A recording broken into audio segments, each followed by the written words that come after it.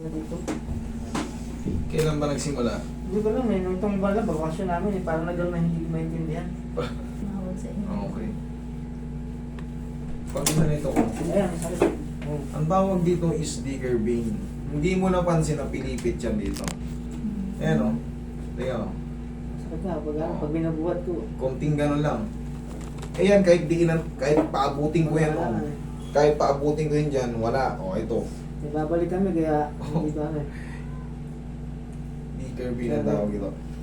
Pero kaya natin to. Madali nga lang to eh. Pero, ipapaliwanag ko lang sa inyo kasi nangyari na sa akin to. Yung digger vein, baka ngayon lang kayo nakakapanood.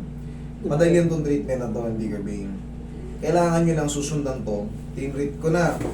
Mamaya kung, ngayon, tingnan mo. O, konting ganun lang, masakit na. Mamaya magaganon ko na yun, maaabot na yun dito. Pero may maiiwan dyan na parang ilang, konti. Tapos, kailangan yung follow-upan yan, palagi nyo makatakin. Palagi nyo gugulatin. Digger vein. Sakit, pagkagin natin. Mabilisan lang.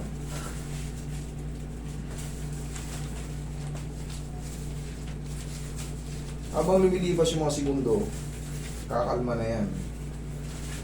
Yun nga, may matitirang konti. Pero yan, aabot na yan dito. Kanina, konting din lang. Aplosin ko muna ng pagmamahal ng pao. Ito yung pao. Araw-araw kaya yung subscriber.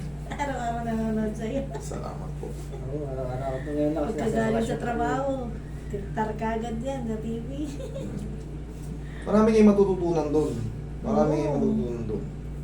Lalo sa mga lower back, kung nagsisimula pa lang, kaya nyo na yan. Maniwala kayo sa akin. Basta, panoorin nyo ng maigi kasi may mga, ano yan eh, may mga binibili na corona hindi rin pwede. Bago bumalik. Check natin. Kanina pag ginagaya masakit. Tingnan mo yan. Oh. Gaya nga na sabi ko sa'yo, nagkatotoo. Kanina, o ngayon, didiinan ko pa, oh. Abot na. May konti. Yun ang yun ang eksaktong sinabi ko. May matitira dyan konti. Hindi talaga siya totally masisiro. Dito na ngayon papasok kayo.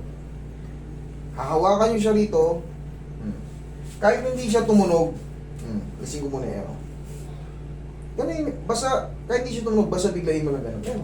Dudulas kasi may oil off. Basta ganyanin mo lang palagi. Araw-araw.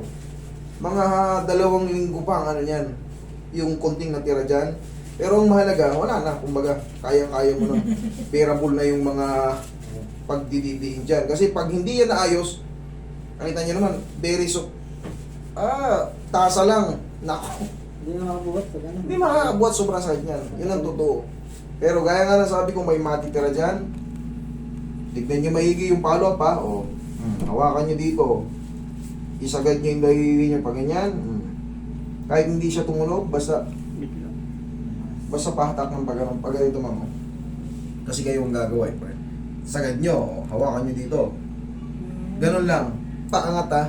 Huwag pababa. Huwag pa ganyan. Parang pabuklat. Okay? Tapos sa leeg. Dito sa likod. Usog ka rito.